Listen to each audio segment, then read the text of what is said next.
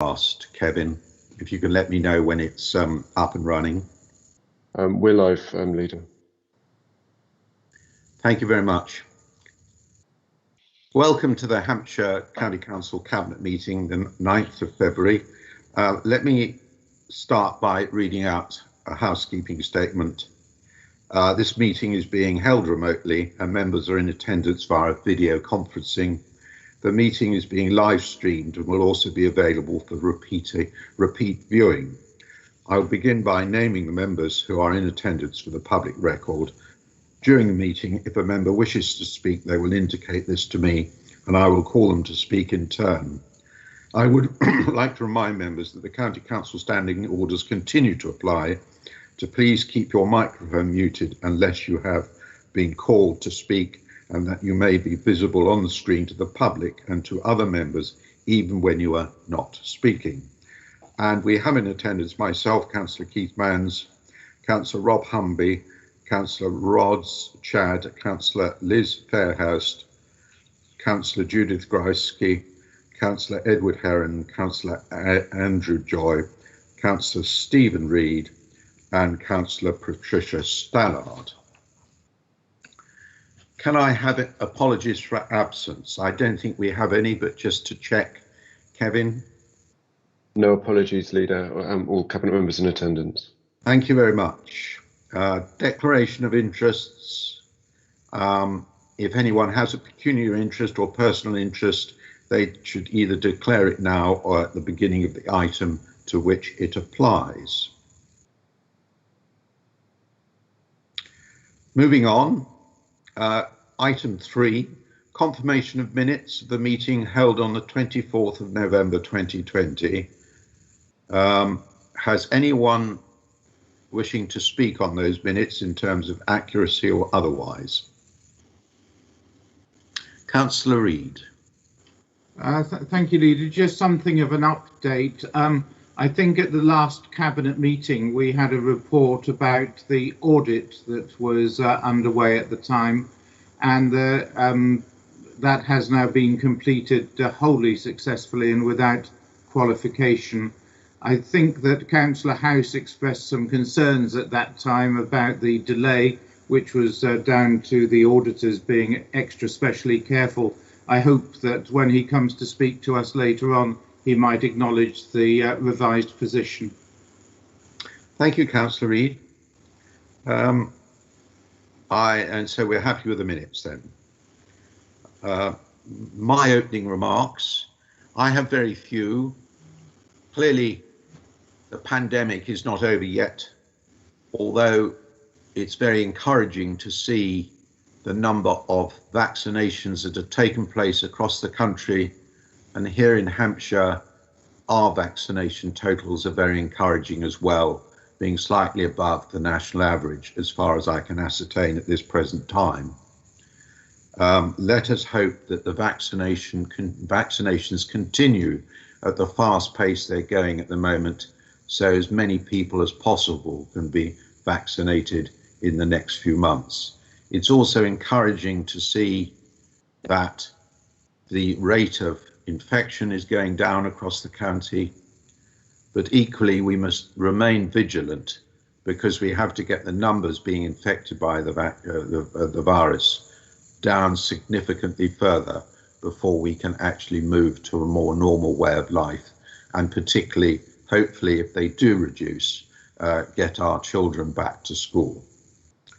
Beyond that, I think the only other point I'd make is something that will be mentioned later in the agenda, and that is that one thing I can tell the Cabinet is that we have managed financially very well over the COVID-19 crisis. We have had to use significant amounts of our reserves to cover unforeseen costs. We haven't had all those covered by the government, but the vast majority have been. But it's because we've had good reserves that we have been able to react quickly to the needs of the crisis, and I would argue rather more quickly than many other councils that haven't been as prudent as we have in terms of the way they've run their finances. And on that note, I will now move on to the next item. We don't have any deputations as such, but I understand, if I'm correct, that Councillor House, you would like to speak on items 7 and 13, and Councillor Porter would like to speak on items 7, 9 and 12. I can see Councillor House. Thank you, I can't see. That's fine. Thanks, Yeah, Steve. thank you. And thank you, Jackie. Right, let's move on. And we start with the first of the main items of the agenda, item 6, a progress report of the County Council's response to COVID-19. Can I ask the Chief Executive, John Coglan, to give us a brief on that particular item? Thank you, Chairman, and thank you, members. This is the latest in this series of regular reports that we've been bringing to Cabinet to describe the progress that we're making in terms of dealing with the pandemic. As I've said to Cabinet before, in part this report provides an audit trail as we work our way through the longest crisis that any of us have experienced in our time. It has again been a very substantial period of activity since we last reported to Cabinet. And again, some of the information in this report, which was produced at the last minute, has moved forward, and we'll come to that in just a moment. That period has included the introduction of lockdown 2 during the end of the autumn, the introduction of different tiers across the county, and then obviously after Christmas, the introduction of lockdown 3 and return to relatively closed schools. So a huge amount of work, but also at that time, as you've just alluded to, Chairman, the vaccination programme has thankfully started very effectively within Hampshire. As before, I'm going to talk to you about some of the service issues within this report, but there have been so many, I'll keep that fairly summary, particularly we have such a busy agenda to today's Cabinet. But before I do so, I'm going to invite Simon Bryant, the Director of Public Health, to briefly cover the public health related issues to do with the infection rates and the vaccination programme. Simon. Many thanks, Chief Executive. Many thanks, Leader. Just very briefly update the Cabinet. So as the Leader said in his opening, we are seeing a fall in the rates, and across Hampshire, some areas are falling slightly more slowly than others, as would be expected. But our 7-day rate is 188.9, and we've had 2,611 new cases in the last 7 days. And so we're very in line with our southeast rate, which is 187.6 per 100,000 for the last 7 days, and well below England at 222. And then if we look at the variation across our districts, they're all coming down. So some coming down a little bit more steadily than others. And as we get to this point, we are just kind of looking at all those areas and making sure there's nothing untoward that we're not aware of that may be causing a rise in infection, but we're in a very good position and our rate continues to fall. So over the total pandemic, we've had 57,719 cases. And the main age range currently being impacted are that younger 20 to 34-year-olds and the over 80 populations. So we're keeping an eye on that. With regard to our hospital figures, we are seeing those steadying off. And that's in line with the modelling that's set out in the paper that we were expecting. And if you look at the modelling graphs and then the data graphs on a kind of larger scale, you can see particularly around some of the changes that has gone on through the time and the peaks and troughs as it kind of goes up and down. And as the Leader said, the national lockdown was needed to bring those cases down. And that's what we've seen as part of the lockdown. The figures have fallen really well following the lockdown. And the fact that our population, which I'm very grateful of, has followed the advice, stayed at home and managed social distancing, they're going out, only going out for essential business, which has really been very positive. So the data is presented in that board paper. So with regard to a couple of other issues, tracking and tracing. So we have a very good track and trace programme within Hampshire. So that's where we follow up the contacts of the cases and the contacts. working with the national programme, and that started nationally and now came locally, which started in December and is now across the whole county, where we follow up those cases by telephone, offering them further advice if needed. And if the contact information is incorrect, we are then able to use other sources such as the district council's council tax information to then follow up those people with the information that we have, which is good. We are also setting up our local community testing programme, and that is the aim of that programme is to identify people who are asymptomatic with the virus and break the chain of that transmission through targeted case finding. And that will be a really good additional tool for us to further identify people who do not know they've got the virus and are able to spread it, and then we will be able to further prevent the spread of that pandemic. And we're focusing on those people who cannot work from home because of the nature of their job, so that's really important.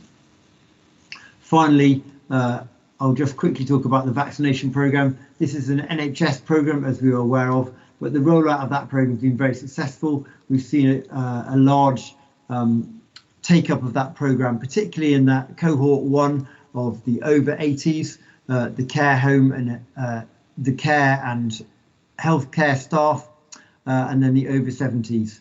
And the aim of this part of the programme is to prevent illness and to prevent mortality, because those are people more likely to get severely ill, and that's going extremely well. We're partnering very closely with the NHS to ensure that that programme meets the needs of our population, and those people who are less likely to take up a vaccination are encouraged and supported and able to do that through our partnership working. So that's going very, very well. Leader, I'll stop there on my part of the presentation. Thank you very much, Simon. Have you anything else to add, John, at all? Very briefly, Chairman, I won't take you through a line-by-line approach to the rest of the report, but there are some important additional points to make, I think, before we open for any questions. And chief officers are also present in the room to take any service-specific questions, so I'll be very brief about the services. Important to note a few points, though. Paragraph 37 and 38 notes some changes to our emergency planning arrangements, which have been introduced seamlessly and confidently. But I would like to take the opportunity to thank Ian Holt, who's now taken retirement as our head of emergency planning, and it's been taken over by Stuart Fox. We're very, very confident in those changes and the new arrangements. Paragraph 39 makes reference to the fact that the government have made it clear their intent upon the local elections in May of this year going forward, including with the elections for the Police and Crime Commissioner. So we are working gainfully at that in very strong partnership as ever with our district colleagues, but there will be a number of challenges around the election preparation as we're going forward. And so we have linked our Gold Command arrangements into the election preparation work as well, to make sure we get that done as safely as possible for all concerned, including our staff and, of course, the electorate. Paragraph 45 onwards considers issues to do with adults' health and care. Of course, the department, which is at the forefront of our relationship with the NHS, and indeed at the forefront of our own battle with the pandemic with regard to the welfare of vulnerable adults, particularly in care homes, but not just vulnerable older people, other vulnerable adults as well. And a range of activities continues to go very, very successfully there in those very strong partnerships with the NHS, which I have to say have really stood the test of this crisis in terms of the quality of joint working with our NHS partners and our social care services. Paragraph 50 and 50 to 52 considers children's services. It particularly would want Cabinet to note the very good work that's going on with our community of schools, the relatively high rates of attendance, because schools aren't actually closed. They're working very hard around remote learning, but also with children in situ. And obviously we share everybody's concerns that the sooner we can get to reopening of schools effectively, the better for all concerned. There is then a range of other issues concerning other activities within services, which I can't do justice to here, but just to refer you, Chairman, to the recommendations at paragraph 2, which include a further reflection upon the quality of the work being done by the County Council's officers in this extraordinary time. Myself and colleague officers are here to answer questions that you may have, Chairman. Thank you very much indeed. Thank you, John. I'll open it up to my Cabinet colleagues in just a second, I just thought I'd let you know that I've written on your behalf, together on behalf of all the elected councillors, to all of the staff that are employed by Hampshire County Council directly, thanking them for all their efforts over the last few months, which I think have been tremendous. It's not easy trying to carry out your job, as we know, remotely. There are advantages in some ways because you can get meetings together more quickly, quite often. But on the other hand, the lack of social contact, the lack of that ability to look at things informally, to meet people and to actually discuss things in person, I think is something that probably people are now missing more than they did at the beginning of the pandemic. And many of us are clearly wishing to get back to some form of normality sooner rather than later. So I wanted to ensure that all our staff recognised the efforts they're making to run the council remotely, which I regard as being highly successful, but nonetheless pretty stressful. Councillor Reid. Thank you, Leader. One of the announcements that the government has made has been about vaccinations in the workplace, which might sound as if we can't contribute positively, given that so many of our employees are not coming into their normal workplace. But it does sound a good aspiration. I was wondering if the officers have any views on how we might be able to contribute positively to that initiative. If I may, Chairman, I agree with Councillor Reid that it is a good aspiration. It particularly, I think, would apply to very large workplaces where there are large collections of staff together, and most of ours, of course, involve office spaces where people are working from home now. We've got very good arrangements working with the NHS around their plans for the vaccination programme. Obviously, the NHS is in the lead, but Simon and Graham and other parts of the system are working closely with them. I'm sure we'll keep that in mind as we move forward with the elaboration of the vaccination programme as it widens, and also, most importantly from our perspective, as we start to include broader groups of key worker staff who need to be vaccinated as we move forward, teachers obviously being amongst them. So that will be work in progress, Councillor Reid. Thank you. Thank you. Any other comments from my Cabinet colleagues? Are you all happy with the recommendations at para 2, little 1, 2, 3 and 4? If you're happy, you don't need to put your hand up. If you're not happy, put your hand up and you can comment. I don't see any hands, so those recommendations are approved. Thank you very much. Thank you. Moving on to the revenue budget, item 7. And I think we start off asking the Head of Resources, Caroline Williamson, to make her report on the recommendations before us for the revenue budget and the precept for 2021-22. Leader, would you like me to do that, or are you calling the Leader of the Opposition Group? I'm happy either way. Thank you very much. I should have done that. Councillor House, thank you for reminding me. Councillor House, if you would like to speak now. Well, thank you very much, Chairman. And just to echo comments around the room on the previous report, the public sector, whether it's in the county council staff, just about every other agency going, and all of those people in the private sector who have been on the front line over the course of the last year have done an absolutely fantastic job. And I think we all pay tribute to that activity and indeed the ongoing activities that will still have to see us through at least a very good chunk of 2021 before we reach anything like a semblance of normality. But Chairman, turning to the budget, and this is again a most depressing report. You'll know that your auditors refused to sign off the County Council's accounts in 2020. They belatedly did so a couple of weeks ago. You'll know that your estimate of the cost of COVID was wildly out to the tune of £120 million. That's clearly not capable budgeting.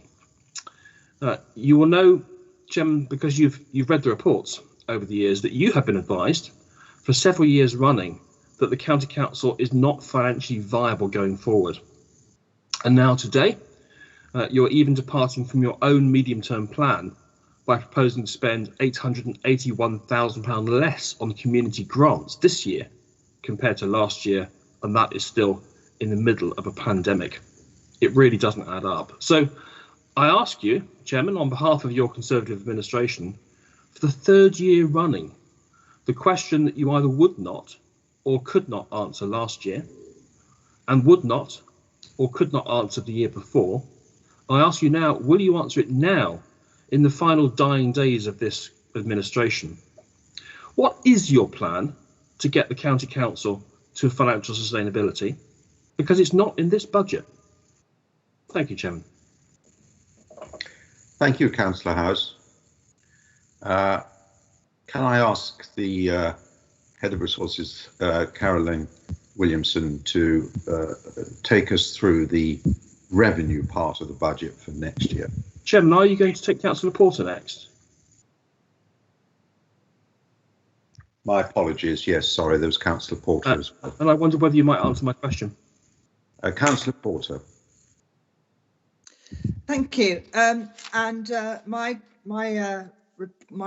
speech is somewhat more precise about particular points, but again, I echo Councillor House and your comments about how well the County Council has tried to work during this time, how difficult it's been, and I do appreciate the work of everybody. I'm just going to raise on page 46 and that 46 going on to 47 and 7i, a very simple thing, but surely the numbers that are there should be in millions, not in thousands. It says there that the precept asked for each of the districts is, well, for instance, for Winchester, it's £50,810.17. I presume that's 50 million. Otherwise, your numbers don't add up. And that's replicated on page 48 and 49. That's a very simple matter, but it's something I raised last year and it's still not been corrected for this year's papers. I'm just going to go on to 2 or 3 particular things. And as we've mentioned, COVID-19 has been the most terrible, horrific thing. And we've had to spend money in ways, some was very, very necessary as a country and some proving not so. Our work lives have been different, education too, and we need to think differently. And as the future may include COVID for many years ahead.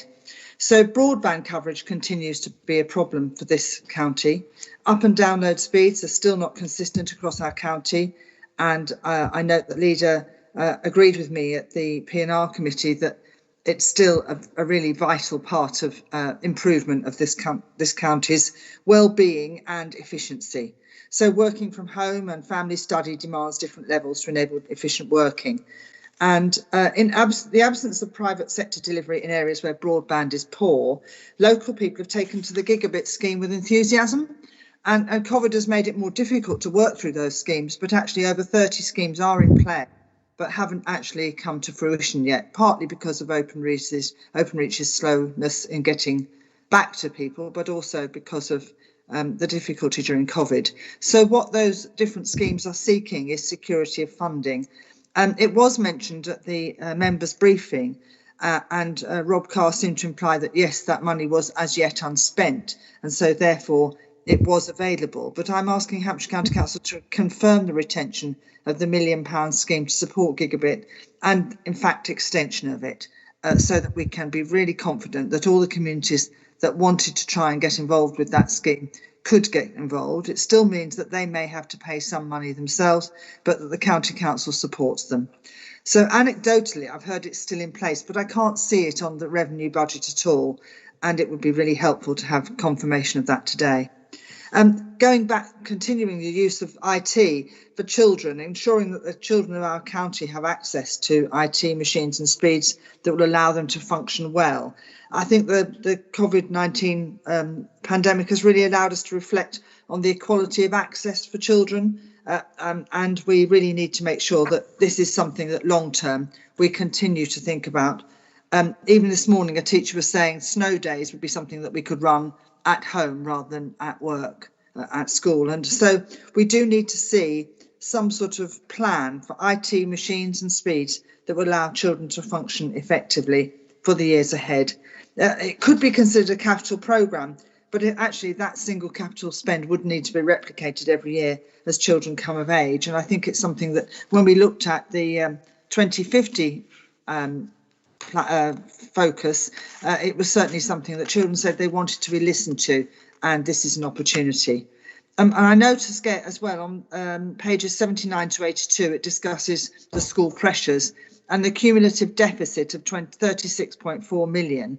It's actually really, we call it on this paper a negative reserve, but it is in reality a debt. And this really needs addressing if we're not to be denying future SEN children the best of services. And that can be addressed through government or through addressed for our own actual plans for revenue. And lastly, I just wanted to raise the home to school transport on page 115. I realise that we are also having to make strong cuts, but the impact of our own cuts on suppliers is a risk at the moment. And I do note that scheme to reduce the fund for that, or the budget for that, has been to some extent slowed down. But I am very conscious that many of the suppliers of that transport have had a huge impact on their own plans for this year. And I want us to be very conscious of that in the future, and ask really how we're going to be moving that budget forward. Are we going to be so aggressive in the reduction of that budget, or are we going to be considering slowing that down for 2021-22? Because otherwise we'll end up with no transport providers left. Thank you. Thank you, Councillor Porter. You've asked a number of points that I think we will probably try to answer either today during the debate or subsequently. Clearly, some of them are ones that are partly at least outside our control. For instance, broadband. As I've said to you previously, we're doing our very best to ensure that that is rolled out as quickly as it can possibly be. But you understand that actually the provision is being made by Openreach and not us. And as regards home to school transport, that is something that we can probably get back to you on after this meeting, because at the present time, it is obviously in the middle of the pandemic, and it's quite difficult to say how home to school transport is going to be taken forward once we get over this pandemic. As regards Councillor House's general question, I think the way I would answer that in very quick terms, but I'm certain that Councillor Reid will have something more to say about it, is simply this, that unlike many other councils, we run a 2-year budgeted process, and that has done us very well during this pandemic, because it's allowed us to get within just under £4 million of where we thought we were going to be in terms of the revenue account. And in addition, we're obviously now looking ahead beyond the pandemic to see how we can actually continue to balance the books in the future.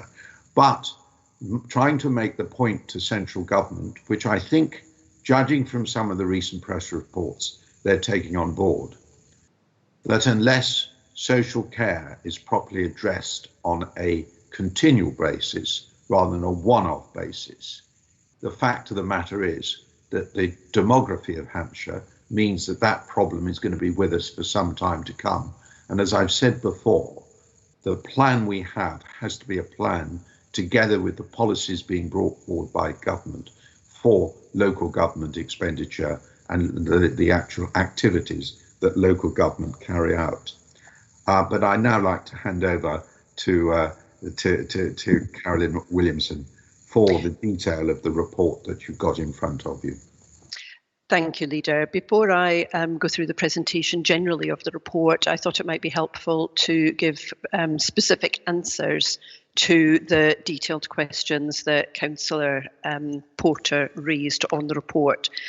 Firstly, the question regarding page 46 and 47 and the list of precepts for each of the districts. The list of numbers is the Band D equivalents. It is not a pound side value. Therefore, there is no error in the report. And yes, I do recall you raising that last year, and I'm sure I would have given the same response at that point. As regards the broadband £1 million, it does still exist. It's actually presented within the capital report because it's a capital item, not a revenue item, and we'll come to that report next. It's contained within the 2021 values. We don't restate it in the report if it's not a decision for the coming financial year, but the £1 million does exist and it is there. The DSG deficit, there are no further actions that the County Council can take as regards that deficit. Indeed, it would be illegal for it to do so. We are not permitted by accounting regulation to allocate any funding to deal with that deficit from our own reserves. That is a fortunate position because the matter does need to be dealt with directly by central government. The Department for Education are fully aware of that and are trying to find a manner in which they can allocate funding to resolve the DSG deficit. It's a national issue and it affects a vast proportion of the upper tier councils who deal with schools. And as regards home to school transport, I can confirm that Children's Services are being very mindful of the ongoing activity in working with the transport sector around home to school transport, and therefore they are not currently progressing swiftly to procurement. They are taking their time to work with the transport sector. If I could move on then generally to present the report, please, colleagues. It is a comprehensive report and I'm just going to take you to the main salient points, starting with the COVID impact. So on page 55, paragraph 45 presents the table of the gross losses, that is the annual projected cost of COVID to the County Council, which is some 176 million. The next table then takes you through to the projected net position, which is looking at some £4 million. So in the current year, the leader is correct. We've almost reached a position of being balanced through a variety of measures, but in particular government grant as regards COVID. The medium term, of course, is more challenging still, and the table on page 57 does show that the projected outlook is now in the order of 88 million, as opposed to the previously presented issue of 210 million. Councillor House is correct, that is a reduction of 122 million, but what I would say is it is a less negative position. As regards where the main changes have come from, as you'll appreciate, we're in a very unique situation and have been all year. Projecting potential costs over the medium term whilst going through a pandemic is no easy feat, and therefore we always knew that there would be a high probability that the figures would continue to shift during the year and beyond. And indeed, even these medium-term figures will indeed change as time progresses. But as you can see, the main changes have been around council tax and business rate losses are significantly lower than anticipated, and also the government have just recently announced a 75% eligibility towards losses. Now, these figures have been presented through partnership working between the County Council and all of its district councils, trying to look at from the early days and through each of the months, what do we think the impact will be on council tax collection and business rate collection. And it's fair to say that the reduction there will be primarily because the government has put significant financial support into the furlough scheme and also into the business sector to protect individuals' personal financial situation, which has therefore helped towards the payment of council tax and business rates. And the other aspect is around the council tax base, where we had, again, with our District Council colleagues worked on the basis that the council tax base would reduce significantly as people moved on to potentially claiming council tax benefits and therefore being funded through the council tax support scheme. We are not seeing that yet. That's not to say that we won't see it with the passage of time, depending on the continuing support from government and also the economic situation. In terms of the less negative position that I talked about, it's important to highlight that whilst that is 88 million, not 210 million, it's still 88 million that, colleagues, we don't have readily available, and therefore making good that 88 million, should we need to do so, will require us to use financial avenues that leave us slightly more exposed financially over the coming years, and risks our financial sustainability. And in mentioning financial sustainability, could I just again make clear, in terms of the comment that Councillor House made about my references to financial sustainability, I've always been extremely clear that the aspect particularly that bedevils us around our financial sustainability is the lack of medium-term financial planning, based on the fact that we do not have a medium-term financial settlement and we do not have a proper resolution of funding, therefore, for social care, in particular adults and children looked after. And we do need a resolution to that position before we can see a more sustainable position for the County Council's finances. Again, it's a national position and it affects all upper tier councils, particularly as regards social care. The business as usual monitoring is presented within your report, and there's nothing in particular to draw out. It is very much in line with the reports we've been giving you throughout the year. And all departments are either adding to cost of change, utilising cost of change, or utilising pre-planned corporate resources in order to maintain a balanced position. The local government finance settlement, it's a 1 year only, which is disappointing but understandable. And the main changes there were to allow a maximum council tax increase of 4.99%, which is recommended within your report. That's 3% for adults and 1.99% general increase. We were awarded some additional funding, which was very welcome, around social care, an additional COVID grant for next year, additional council tax support grant, a continuation of new homes bonus for yet another year, and we also had the indication from government around a pay freeze affecting all apart from the national living wage and those earning less than £24,000 per annum.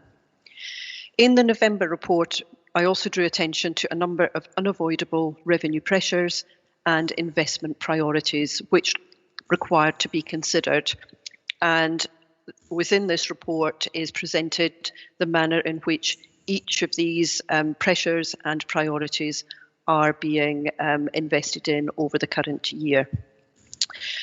The one additional item is on page 71, para 135, which is looking at a reshaping of members' grants across CCBS and policy and resources. And one that I think you will find positive is a resolution to the members' devolved grants. County Council decision was taken in 2015 to reduce that grant to £5,000 per member. It was due to be implemented post the May 21 elections, but in reshaping this budget, a recurring resolution has been identified to ensure that that is maintained at £8,000 per annum per councillor. The other changes are to increase the leaders' grant to £400,000 per annum, but in so doing, amending the criteria to include community grants flexibility. A one-off sum of £1.2 million to support Hampshire County Council's climate change initiatives, with £600,000 per annum from 2023 onwards, counting towards SP23 savings for CCBS department.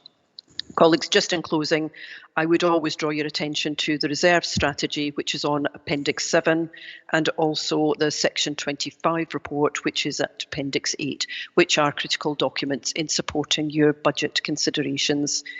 Leader, the recommendations are on page 45, paragraphs 2 to 7, A to M. Thank you. Thank you very much indeed, Carolyn. Cabinet colleagues, I'll turn first of all to Councillor Reid to comment, and then following that, anyone else that has any comments to make on the revenue account and the county precept, which is part of the recommendations to Council. Yes, thank you, Leader. If I can just make a few comments on what has been said, because as usual, we've received a very comprehensive summary from Carolyn Williamson. Coming back to the signing off of the accounts, I think it was unfortunate that Councillor House said that the auditors refused to sign off the accounts. They wanted more information, and that information was because they were being extremely careful about how they signed off the accounts. There was never any question, and Carolyn reported this to us last time, never any question about the accounts not being signed off. And in fact, they now have been, and there have been no qualifications at all. So it was just a question of going through the motions, giving them the information they wanted and getting them signed off. And to have no qualifications at all differentiates us as Hampshire from some of the other councils in the area. And I think we should be very proud of the fact that we have no qualifications on our accounts. Now, as to the other issues about what are we going to do about the forward sustainability of Hampshire County Council, I think Carolyn has given the summary of that extremely well as well. We've come out this year at a £3.8 million net hit on our reserves, and that is remarkable given that we've got a £1,000 million revenue budget. In round terms, it's next to nothing. But as Carolyn has correctly said, the £88.3 million hit that we see from COVID over the next 3 years is part of our medium-term financial strategy. And the biggest improvement that we could see would be for the government also to move to a rolling 3-year medium-term financial settlement for the councils, so that we can then plan ahead in tandem with that. But I think we can all understand without a great deal of thought why COVID made that particular aspiration impossible this year. They had to fight the fire and they couldn't look at the longer term issues because the short term ones had to be countered. We are going to meet the calls on our budget from contingencies and reserves, and that is set out in the report. And I hope that all members taking part in this meeting and listening will thank the administration that we didn't spend them when we were encouraged so to do, because if we had spent large chunks of our reserves, we wouldn't have them available to call on now. And my goodness, we have needed them and we have used them well. So I really think that that needs to be remembered. But of course, they are going to have to be replenished. So one of the things we're going to have to do over the coming years is to look at the risks that we have incurred by calling on our reserves and build them back up again, because it reduces our ability to withstand further shocks. But I mean, nobody can understate the seriousness of the COVID impact.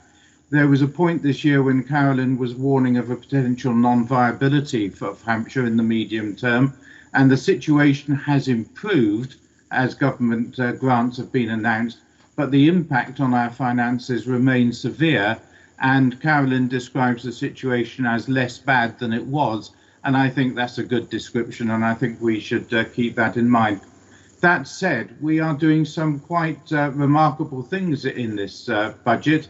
And the maintenance of the members' grant, I think, is going to be one of the extremely popular decisions that is being made, and we've used those to good effect during the COVID pandemic as well. I'm sure all of us have received applications for helping groups working locally to help our communities to withstand the impact of COVID. So I don't think I need to add much more to what Carolyn has said, other than to say we have a good balanced budget as always. We have problems that we are tackling and we know how to tackle them, and we can go forward with confidence that Hampshire County Council remains one of the stronger local authorities in the country and not one of the weaker ones. Thank you, Councillor Reid. Councillor Heron. Thank you. I want to speak about the community grant, but before doing so, I must say that I'm delighted that our auditor's report and opinion has been finalised. I do read ours, and I also read those across the districts. And I would just say that I would far rather have ours than that of the authority that Councillor House leads. Chairman, on the community grant funding, I think it's important to make clear that whilst this does recommend a transfer of the grant, we are, of that 800,000, moving 234,000 into the individual councillors' budgets, and I think most members will agree, particularly during this pandemic, that has been the most responsive grant stream I think this council has had. It's enabled councillors to respond to immediate requirements from within their communities. It is one of the grant streams that has the lowest administration costs, so the biggest bang for the buck goes out into the community. And I think that is a very useful use of our money. I think it's also important to note that £400,000 of that money transfers into the leaders' grant budget, which means there is still the capacity there for grant funding for those community projects that need a bit more money than you can get through the councillors' grants. And finally, 600,000 is transferred for the next 2 years into our climate change initiative. So actually, this is a fund spending increase for 2 years, not a decrease. So, Chairman, as much as it's always difficult when you change how grants are awarded, actually, I think this is a change that will greatly benefit our community. Thank you. Thank you, Councillor Heron. Anyone else, any of my colleagues, other colleagues want to comment on the revenue budget? Okay, let's go straight to the recommendations. There are a number of recommendations. First of all, the recommendations to Cabinet, which are powers 2, 3, 4, 5 and 6. And then the additional recommendations to the County Council at para 7, subparagraph A to M,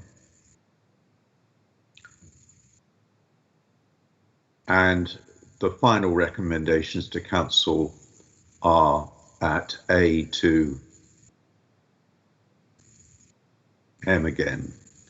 I hope that's clear, but basically, just to recap, the recommendations are at paragraph 2, 3, 4, 5, 6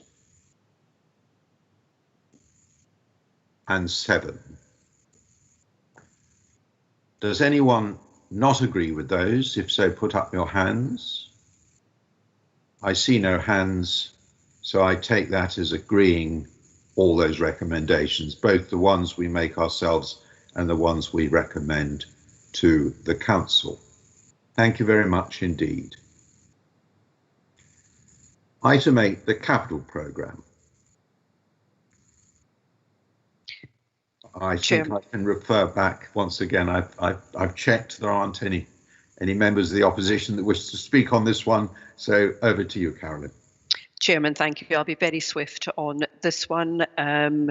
On page 175, the table at paragraph 16 presents the medium-term capital programme for you. And as you can see, £750 million worth of expenditure is anticipated over the medium year on a range of capital items.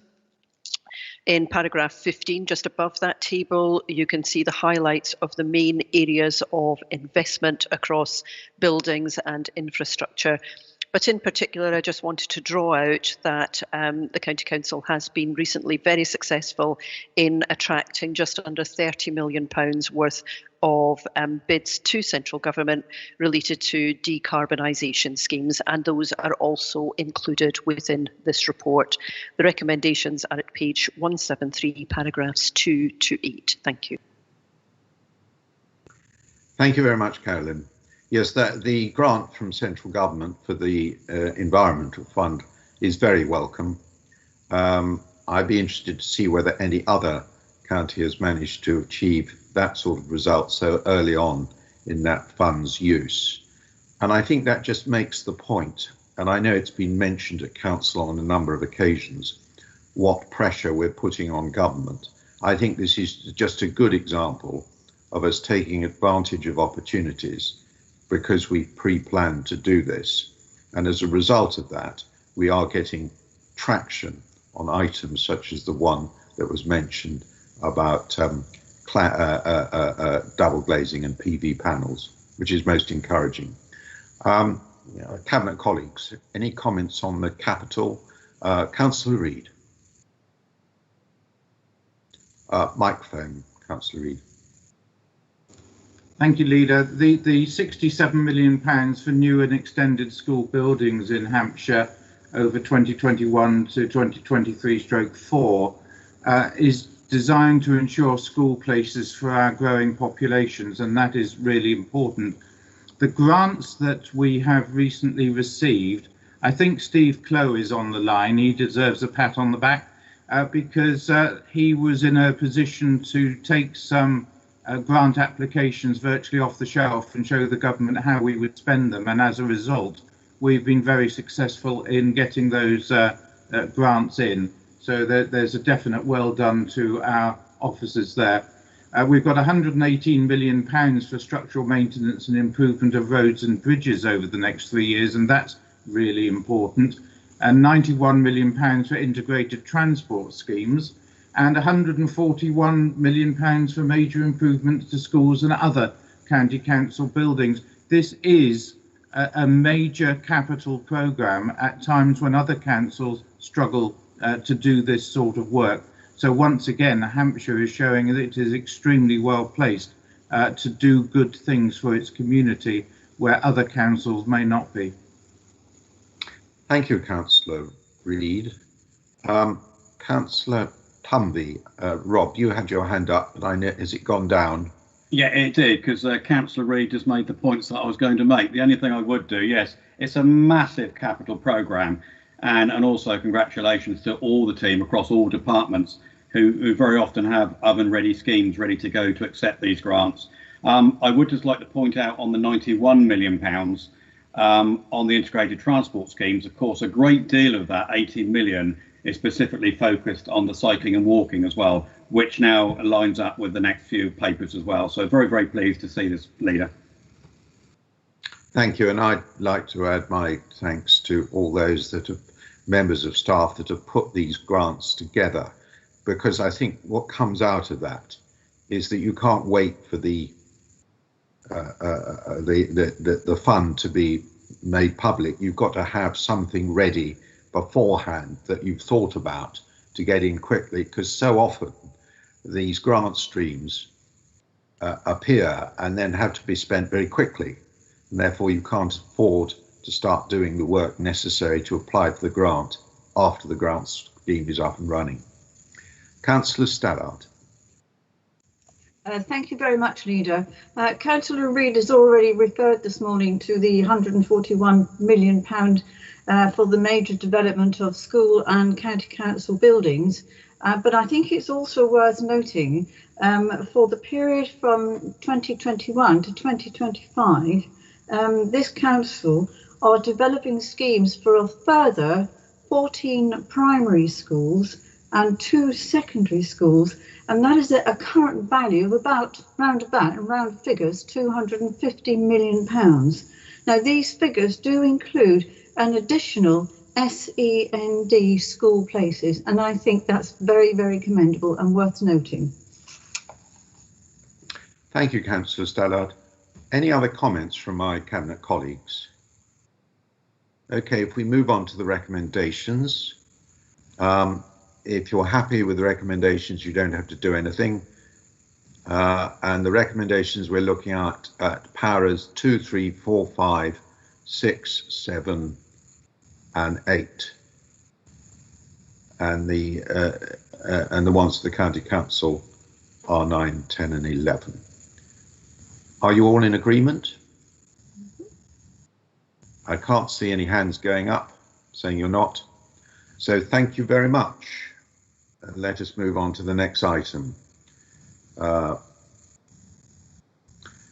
Minerals and Waste Development Scheme.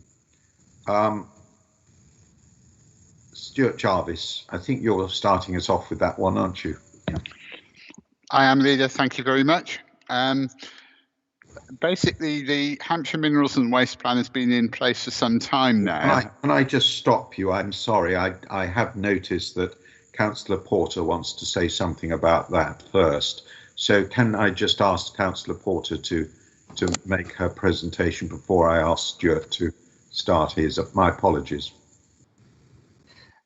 Thank you, and thank you, Stuart, for stopping midway. And you'll be pleased to hear that this is not a criticism at all. This is actually saying I really welcome this development of the Minerals and Waste Plan.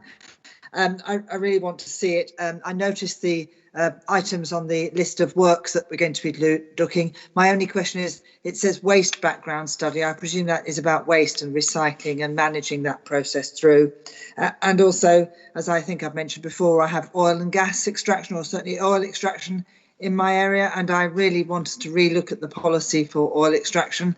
I'm very conscious of the Cumbrian coal extraction conversation that's going on at the moment, and the way in which we calculate the carbon footprint of those sites, which include the extraction of fossil fuels. It's purely about the extraction process, not the carbon footprint of the fuels that will be extracted from the ground as a result. And I wondered if we were going to be looking at that.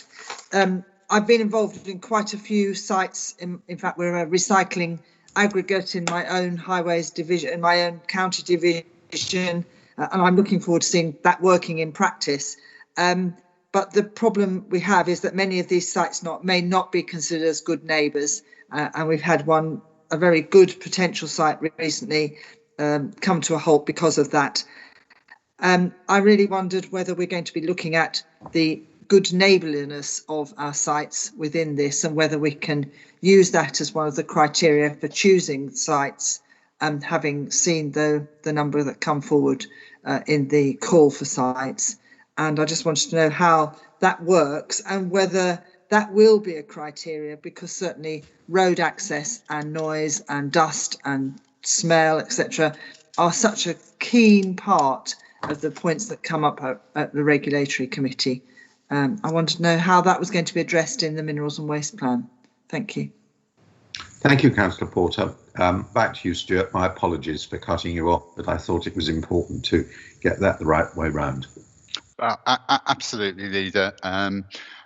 So yes, basically the Hampshire Minerals and Waste Plan has been prepared jointly, as members may recall, with our neighbouring authorities in Southampton and Portsmouth and the two national park authorities. And that's because the Minerals and Waste Planning responsibility sits either with unitaries or county councils. In 2018, we carried out a review of whether the plan needed to be updated, and that was reported in November 2018 to Councillor Humby as the Executive Member for Economy, Transport and Environment. And at that stage, it was felt that the policy framework was performing adequately, but the review at that stage recommended doing a further review in 2020. And basically, Leader and Cabinet colleagues, this report is the outcome of the 2020 review of the Minerals and Waste Plan.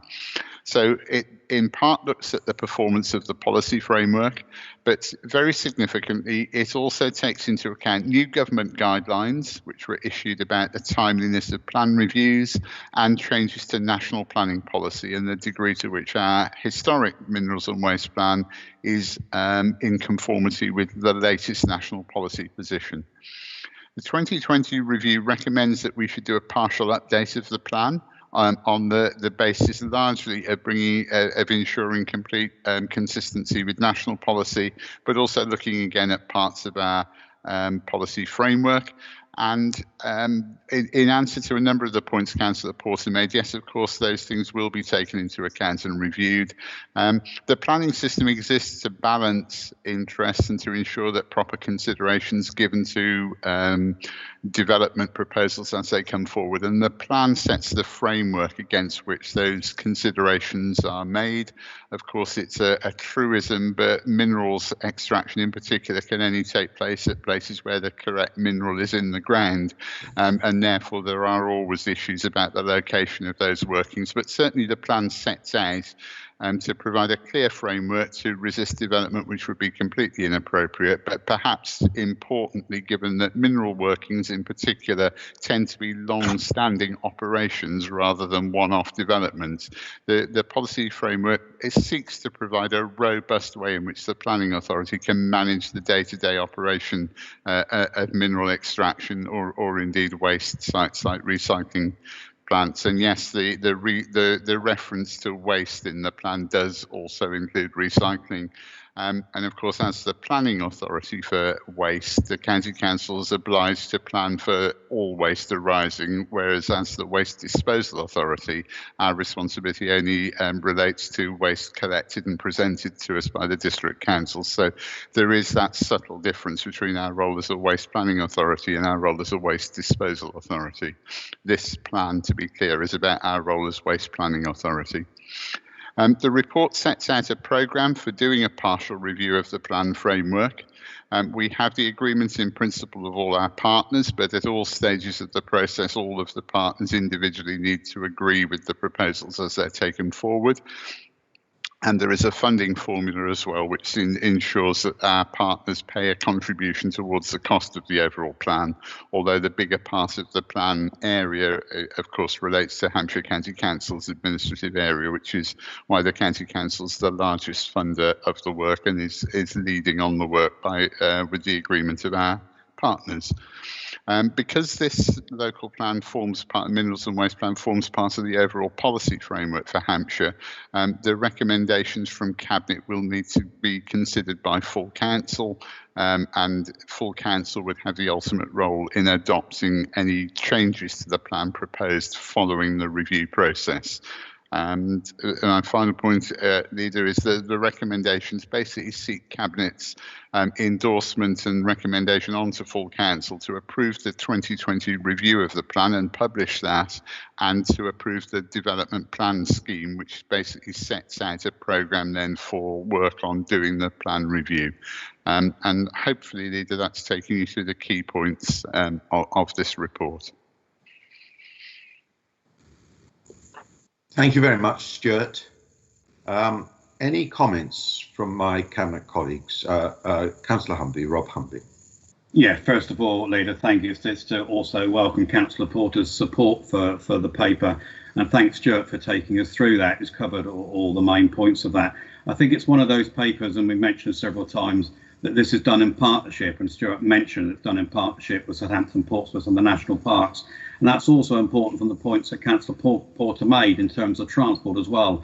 It's like all the things we do now in terms of land-based planning should be run in parallel, with transport planning alongside all these other issues as well. So it's joined up. So, and it's really, really important that we have an up-to-date plan, and it's crucial from that point of view that we're able to make sound planning conditions, sound planning decisions, certainly in terms of the challenges by planning by appeal. So it's really, really important that we have a plan that's up to date, and I'm pleased to see this, and the way that partnership has worked. It's really held us in good stead before, and very much support the paper, Leader. Thank you. Thank you, Councillor Humby. Any other comments from Cabinet members? Councillor Reid. Thank you, Leader. It's more of a question to Stuart, really. It's saying that we're going to bring the scheme in with effect from March 2021 and authorises the work to undertake this, subject to agreement by the plan-making partner authorities.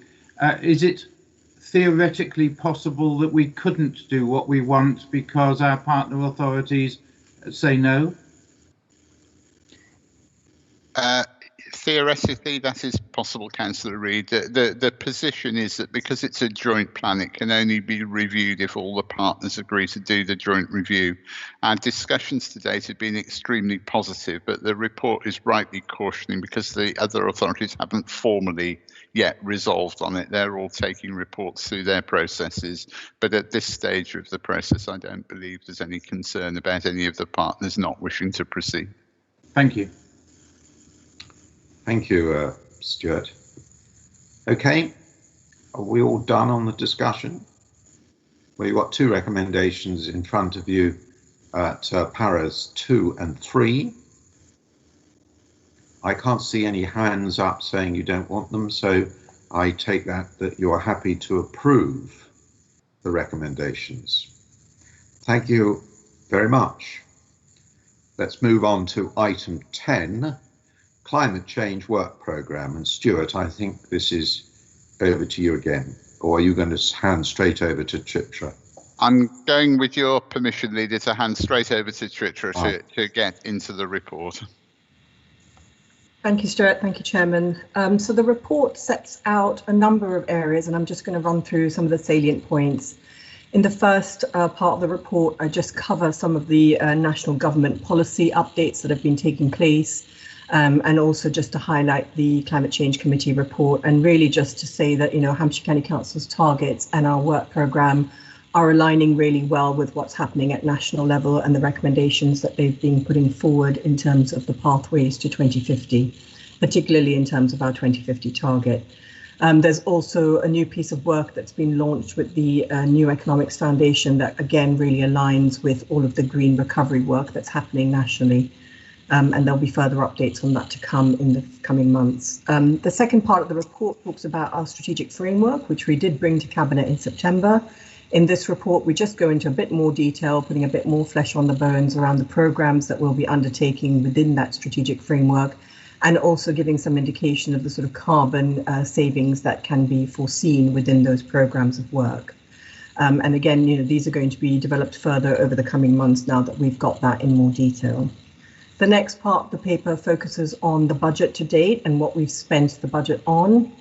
In particular, to note the money that we've spent on the Carbon Trust to give us our really robust baseline, and also help to develop our 2 decision tools, which will be the next part of the paper. Work with the New Economics Foundation and several other projects, including the community projects. And also just going through the funding for the team to confirm that going forward to 2024, so we can continue the work that we've been doing to date and keep the pace and the quality up. The decision tools, very briefly, have been piloted within the Environment Department, and that's going really well. And we're on track for a rollout across the whole of the County Council in April. The next part of the report just briefly covers the national government funding coming from BEIS around retrofit for housing. The first lots of funding were very much targeted at district councils. We are continuing to have conversations with BEIS and the energy hubs to look at how the County Council can support that going forward, and there should be updates on that towards the end of February.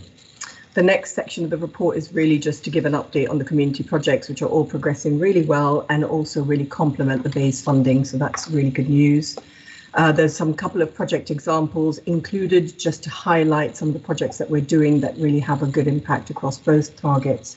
And just to make the point that obviously we'll be doing a full annual report to Cabinet in October. Also just wanted to give a brief update that we had our first stakeholder expert forum, which Councillor Warwick chaired, which went very well, and there's a number of key actions that we'll be following up from that, which will really support the delivery of the programmes within the strategic framework. And finally, communications, we continue to develop our website to make sure that it is the one stop for everyone to go to find all the information that they need And alongside the Cabinet report today, we've also developed some press releases and a video which Councillor Warwick is in, showcasing some of the projects that are taking place across the County Council. And we're also developing an e-learning package that will go out to all staff in the coming months. The recommendations can be found in paragraphs 6 to 8. Thank you, Chairman. Thank you very much, Chitra. Councillor Warwick, do you want to make any further comments?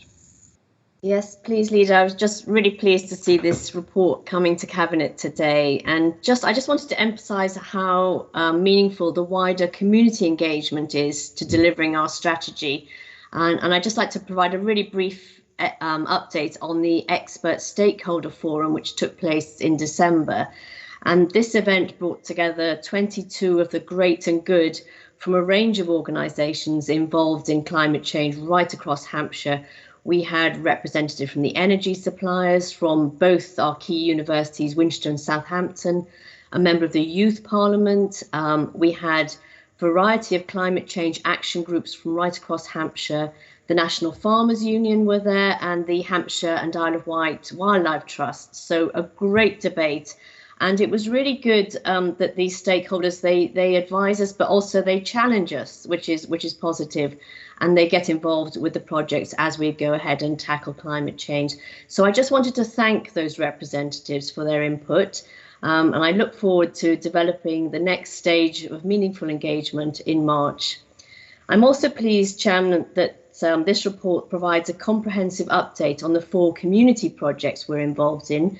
The first one was launched back in July 2020, which create a whole programme of options for our residents, focusing on reduced emissions and building resilience. And in fact, next week, the I Choose a solar panel scheme for more than 125,000 homes across Hampshire goes live next week. So, Chairman, that's a really important development.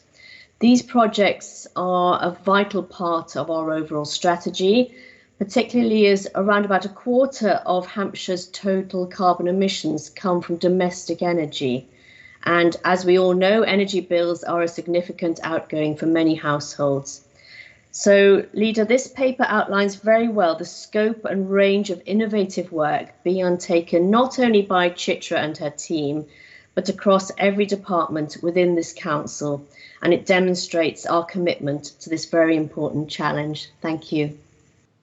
Thank you very much, Jan. I think what's important about this is clearly demonstrating the fact that we're only going to reduce carbon emissions in Hampshire as an area by this partnership approach of engaging people, acting as a leader in terms of bringing different parts of the community together to actually tackle the problem. So the work that's been done, I think, is really excellent, because I think it bodes well for the future. And I think it will be even more important over the coming months, bearing in mind that we have the climate change conference in Glasgow in the autumn, in November, and that it's nice to see that Hampshire is well ahead in terms of the planning we're doing to meet some of these stretching but achievable targets in terms of the environment. So all very encouraging. Any other comments for other Cabinet members? Councillor Humby. Yeah, Chairman, it's just to say a huge thank you to Chitra and her team and to Councillor Warwick. I think what is very impressive is the amount of work that we've done with the Carbon Trust. I think we're probably one of the few authorities in the country that this has been happening with. We've developed this toolkit, and that will be embedded into every single policy and that we will now take through the council as well. It's an enormous piece of work. I think you're right, Leader. We are leading many parts of the country on this, so it's there to be congratulated, and I very, very much support the paper, Leader. Thank you. I think what this shows is that the county is not just talking about its environmental policy, it's actually getting on and implementing it. Any other comments at all from the Cabinet? Are you all happy with the recommendations, which are at 6, 7 and para 8? I see no hands going up to the contrary. Thank you very much. Those recommendations are approved. Tricia, thank you very much for your brief. Thanks. And let's move on to the County Council's internal carbon reduction programme. And I think that just reiterates the point I made earlier, the difference between the two, what we're doing with others, but what we're doing ourselves, so that people can see that separate from our leadership role with other bodies, we're actually getting to grips with the issues that we have internally. Felicity. Thank you, Leader. And just to point out that the obvious, that this is complementary to the paper we've just heard, and is very much looking at the delivery of the County Council's own internal carbon challenges. If we're going to provide leadership as the County Council to the wider Hampshire, then although our carbon footprint is a small part of the wider Hampshire, it will pay us to ensure that we are working to bring down our own emissions so that we can be showing leadership to the wider group. And what this report is really showing is that it's fairly easy to bring down the emissions around heating, electricity, etc. And one of the real successes we've had this year, I think, is the very simple approach of making all our electricity purchase sustainable at the point, nil carbon at the point of purchase through the REGO scheme. And that includes all street lighting energy as well. So that is hugely important. And also the already discussed in this meeting achievement of the near £30 million for the various carbon initiatives over the next year, particularly in schools. I will just update the paper at paragraph 6.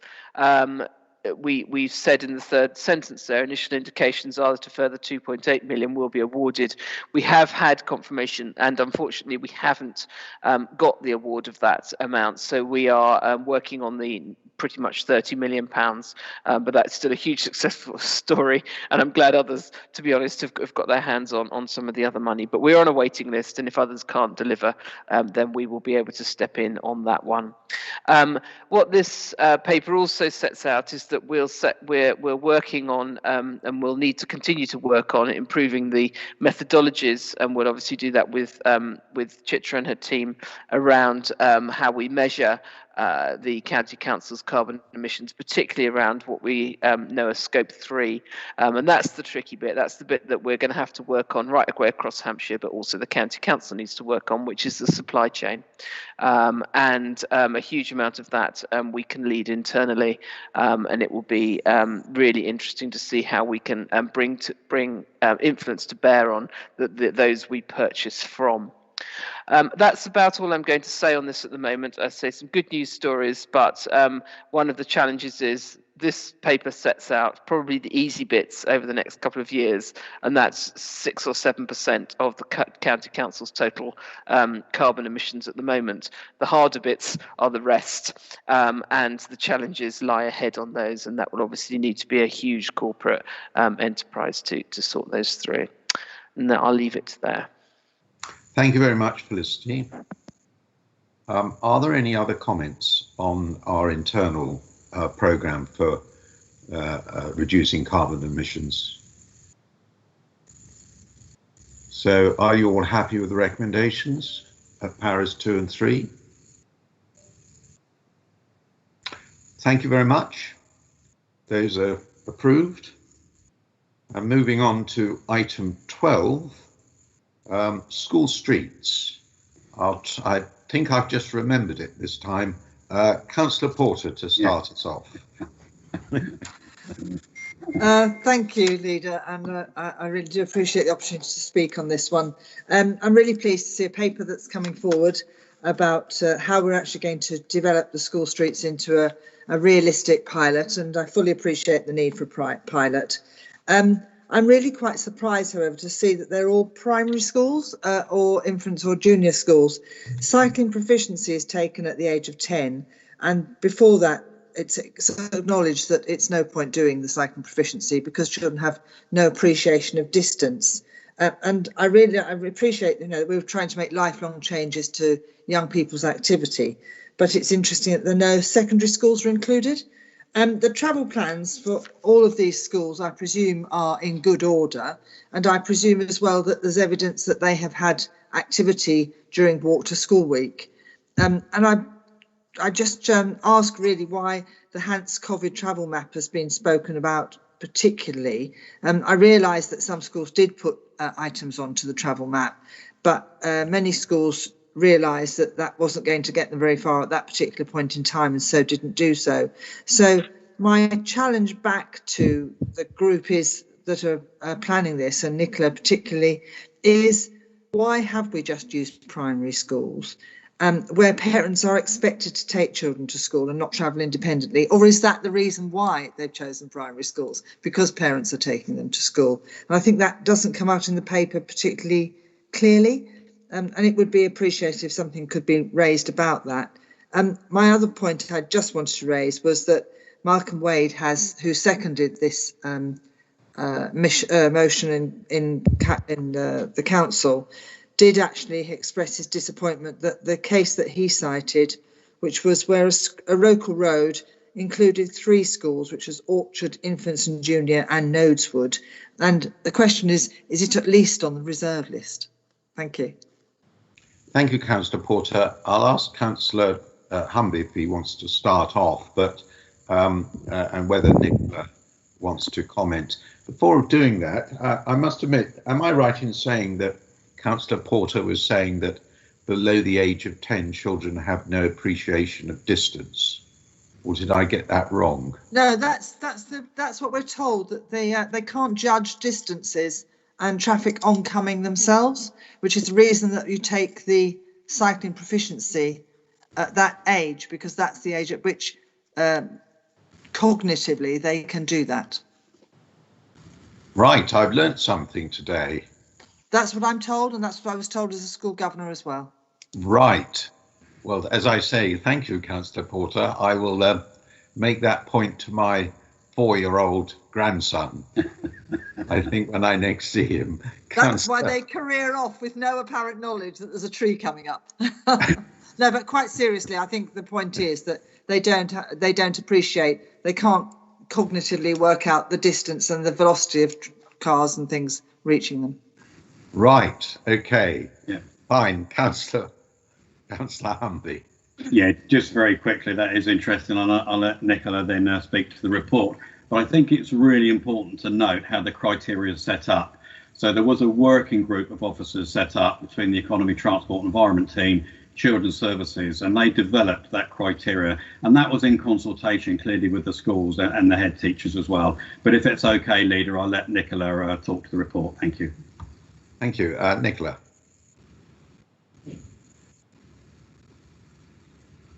Oh, yes, hello, hi. Yes, I think Councillor Porter is right. As an ex-road safety education officer, children at that young age aren't able to judge the speed of vehicles. So, yeah, a good one. I just wanted to come back to a couple of the points raised in that introduction before I go through the paper. That secondary schools were not included in the trial that we've proposed because they do have a wider catchment, but also because we have less engagement with them through school travel planning. And we, like you say, we wanted to pick schools that had a really good engagement already, given the timescale that we have for the trials and the limited number. It certainly helps us move on the way forward to being able to roll out further in the future. And a similar point around the 3 schools which are not in the shortlist that were raised at the original motion. The criteria that we've selected limit the schools to where there would be minimal impact on other schools, just because we have a limited time for the trial, and we want to pick the most successful schools that are already very well engaged. And I think those 3 schools that are mentioned are not already on the STARS programme with the school travel planning team, but we have a long list of backup schools. So if I just go back to speaking through the rest of the paper, I'm happy to ask questions.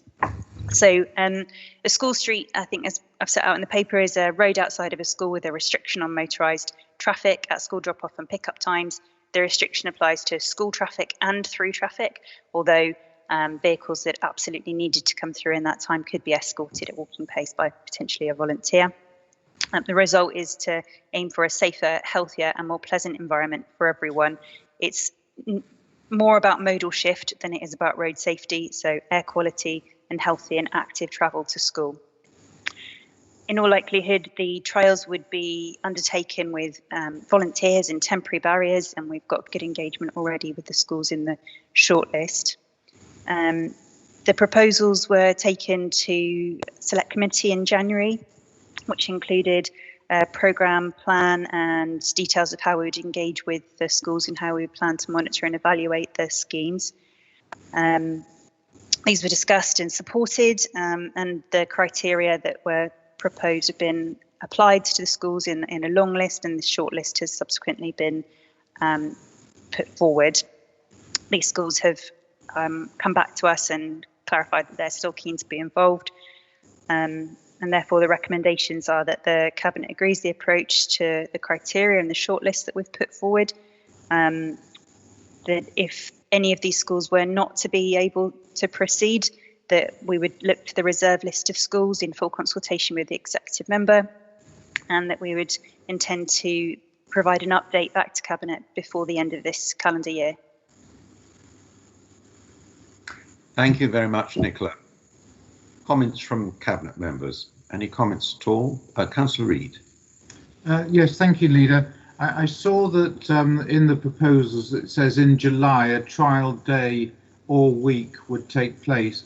I think a day would probably not be illustrative of the effectiveness of the scheme, because that's the day that most people who will learn that it's going ahead, and it's only on days 2 and onwards that you can actually see whether the scheme is having an effect. The other point is barriers and volunteers.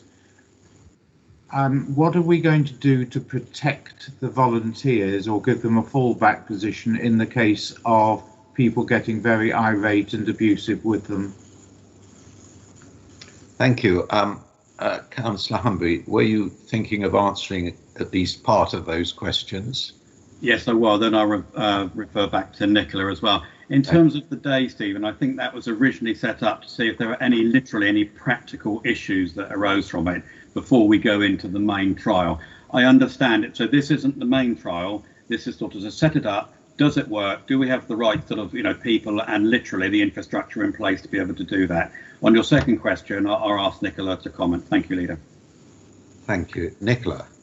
Yes, of course. So we would ensure that we've got a programme of training for the volunteers, and that's all in accordance with our insurance and legal responsibilities.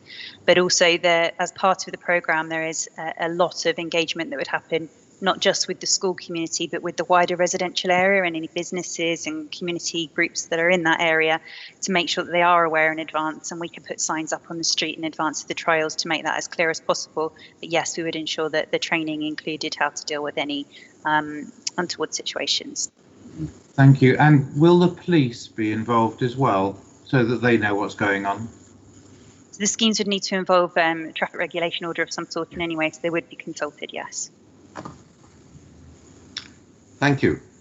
Any other comments at all? Councillor Rob Humby. Yeah, just one final comment, Leader. Thank you. Just to be absolutely clear that this is a pilot. It is part of the Active Travel Fund. We only received 95% of the bid we put in, and we are using part of that to be able to sort of implement this scheme. So anything that we learn from this going forward, we would need to make sure there is funding specifically for that. But it's just to make that clear, there's £66,000 coming from that Active Travel Fund to run purely as a pilot and a trial. We would then analyse all that, and then we have to make decisions going forward as to the effectiveness on it and of it and how it would be funded in the future. Thank you, Leader. Thank you, Rob. Anyone else?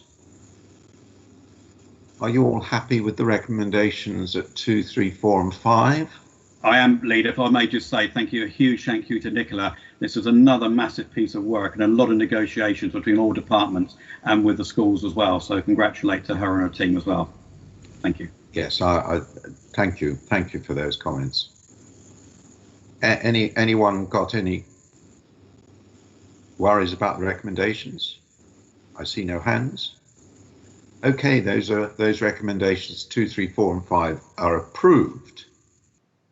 Moving on, item 13.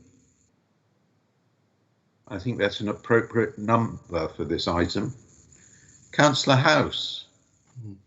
Thank you very much, Chairman. And when this report was first published, I was really concerned.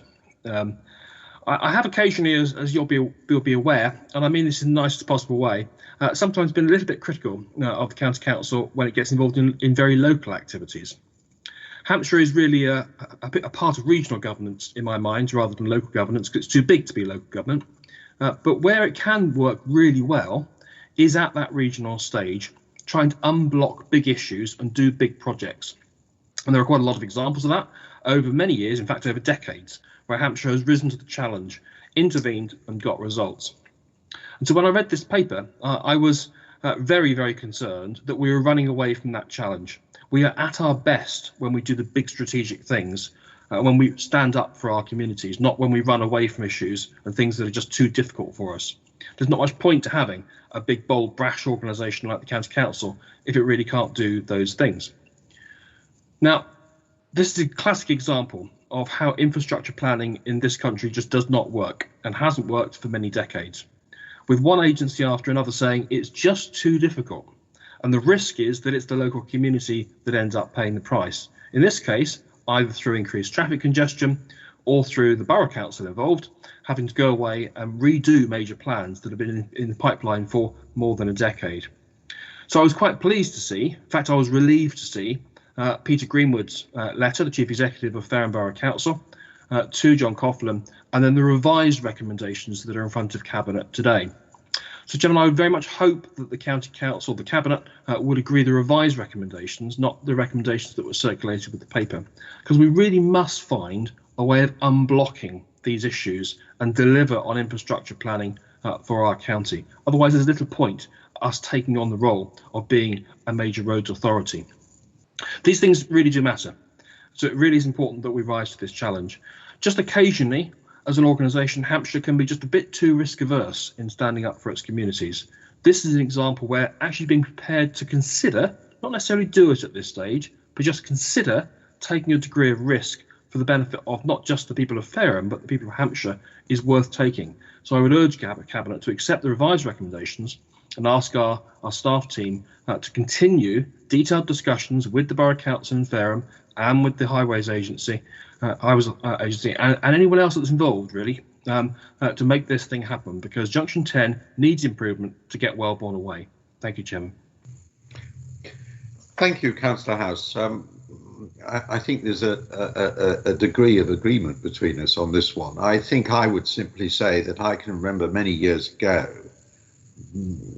encouraging the Solent LEP to actually take up the offer provided by the County Council to do some of the design work on this scheme, which I think makes your point about us doing things that are in our capability to do, simply to try to get the scheme to a stage where it could be combined with the smart motorway scheme that the Highways England were doing at the time on the M27 to speed things up.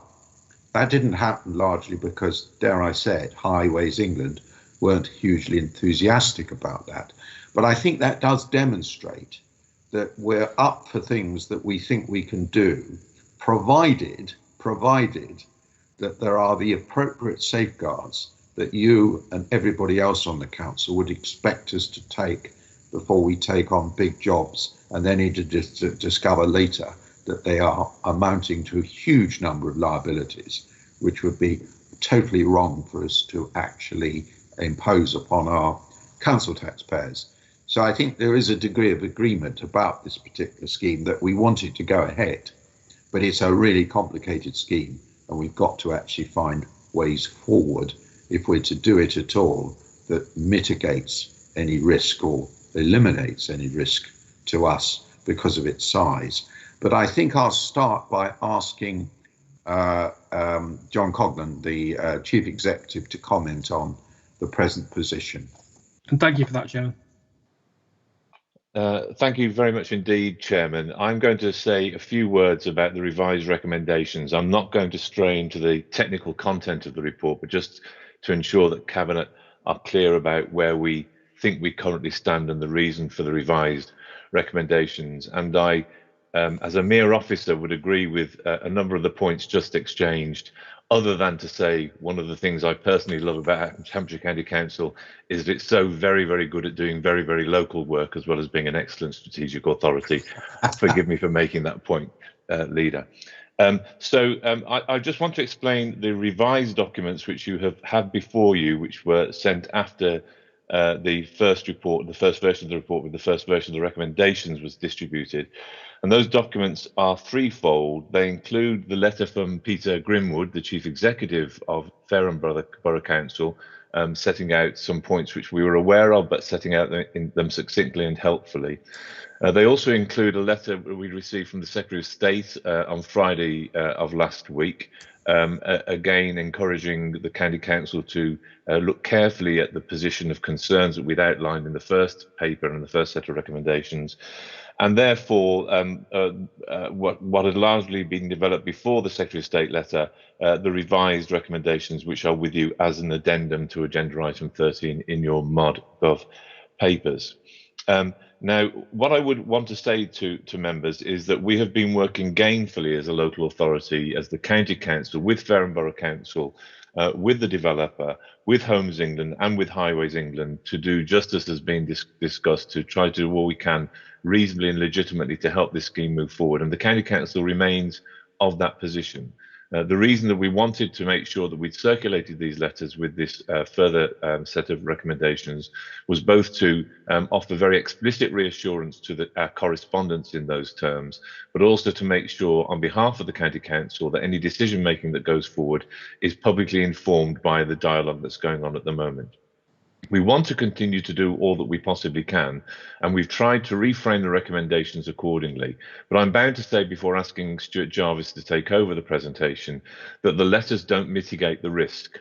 And I don't accept the position that the Hampshire County Council is a risk-averse organisation, but it has to be a responsible organisation. And I'm very concerned about the potential for this decision to bequeath a level of debt for the County Council, which must be considered carefully in the context of this very, very complicated project, where some of the decision-making, which we want to influence, is outside of the decision-making powers of the local authority, Hampshire County Council in this instance. Nevertheless, we want to do what we can, which is why we've worked very hard to revise the recommendations and effectively to build some additional space for all parties to try to address and mitigate those risks. And with that, if I may, Leader, I'll hand over to Stuart Jarvis. Stuart. Thank you very much, Leader, and thank you, John. Yes, the report basically is an update on the item which was presented last on Wellbourne to Cabinet in September 2020. And at that stage, Leader, you and your Cabinet colleagues may recall that the County Council agreed to take on, continue to do the design work to complete basically the outline design of the junction, subject to external funding. And again, as a possibly as an interesting indication of the degree of commitment from all the stakeholders in that. It was at the 11th hour that the Solent LEP provided funding for that development work to go on. And there has been somewhat of a reluctance for some of the stakeholders to fund the County Council work on this, including from the Garden Village allocations, which the Borough Councils received to help them plan for the overall development. So I think it is an illustration of the role that the County Council has played in order to keep this development moving forward and to bring the motorway junction improvement plans as close to fruition as possible. At that September 2020 Cabinet report, Leader, the Cabinet agreed that we would review our role on Wellbourne at the end of March 2021, when that work was expected to be completed. The review's been brought forward at the specific request of Fareham Borough Council in response to changes in the funding position, including the increase in HIF funding available. And Leader, if I may just make a brief comment in response to Councillor House's comments about the County Council needing to work with our partners. I absolutely agree with that, and I think we would. Again, though, I would say that the County Council was largely excluded from ongoing discussions about the increased HIF funding during the autumn of last year, and it was only when it became apparent that the assumption was that we would be the scheme delivery body that information has really come to the fore and is reflected in the letter from Peter Grimwood.